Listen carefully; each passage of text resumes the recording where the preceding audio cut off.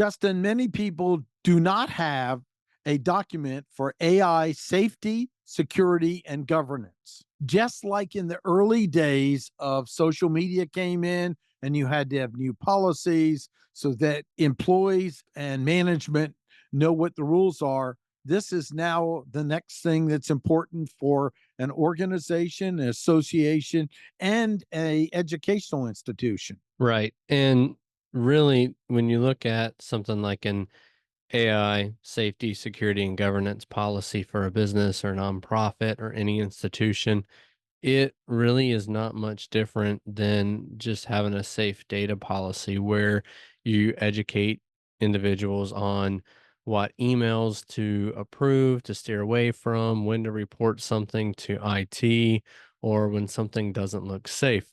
A lot of companies, especially smaller businesses and nonprofits, have shied away from bringing AI into their business model because they're afraid of it. They've heard stories of people putting information in and, things going wrong, or they losing security or losing the information, like proprietary information, or somebody clicking on a link to open up an AI tool and it opening up a data breach. The basic premise of things have not changed. You still have to practice safe habits online. You still have to vet things and you still have to adhere to certain regulations.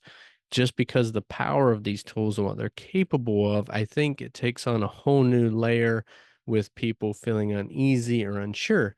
Now, as with anything, my belief is that it can be enhanced and it can be handled with proper education. The companies and nonprofits I've worked with that have asked me to come in and create a policy and procedures for them include things like workflows. How can they safely bring AI into the mix to increase efficiency, productivity, to help them? And so it's just as much as workflow as it is a policy and procedure.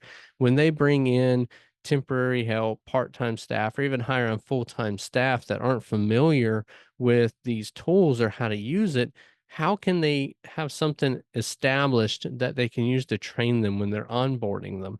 And so that's just as much about education as about safety. And part of these policies that I create are built on having them understand what these tools are capable of, what they do, how they can benefit them, just as much as it is educating them on the current regulations worldwide and how that may affect them in their business. This is also for managing intellectual property. This is for minimizing liability risk. This is for it's easier to have someone as employee sign off on this when they come Mhm. in than try to implement it afterwards, just like it was when we first did the early social media management and communications and content marketing policies as well. And so that important data in the company is not made available to these systems, large language models, but they also can properly use them to be more efficient in the workplace. And that's right. An example of this is the power that these tools have for analysis that will save hours from having to do a manual analysis on data. However, if you have a spreadsheet with students or with clients, how do you analyze that data safely without dumping in individualized information? For example, to put a student's information in that, you're going to violate FERPA, which is a huge deal. With a customer, it's their privacy and their security. And so, one, transparency. Many people don't think transparency. Well, it's an internal tool that I'm using to conduct internal processes. However, it's good to let the customer know that you're using AI powered tools in processes that may involve their data. It's good to let them know how you're going to use it. What procedures, what precautions are you going to take to ensure that their data is safe? And then actually following through on those, as you said, with checks and balances, with checking behind, making sure that the proper procedures are handled, that the proper workflows are in place so that anybody, no matter what they do in your organization, understands the importance of the process, why it's done a certain way, and how to do it both ethically and accurately. And this is something you want to do in partnership with either your legal system as well as your management team so that it looks at all aspects of this. This is such an important thing, Justin. I was teaching a class in one area, and one of the people in said, "My husband works with the town." And they're all using these tools right now. And I don't know if they have a policy or procedure. Called him up. He went, "Oh my gosh, we need to make sure we implement these and have a system." So this is something that's part of this new territory. Along with this, Justin, I do want to say this is the stuff we teach in our certificate programs Mhm. too. We offer one on one consulting with it, but we also integrate it into our more professional training program. So, this is an important thing to keep in mind. Make sure you've got a plan, you've got the right people working with you. If you want to discuss it with us, we offer Mhm. these services. And as an employee that's job hunting, Justin, the more you know about this, the more you can go in on an interview and say, "Do you have these things in place?" And they go, "Well, maybe we should hire that person."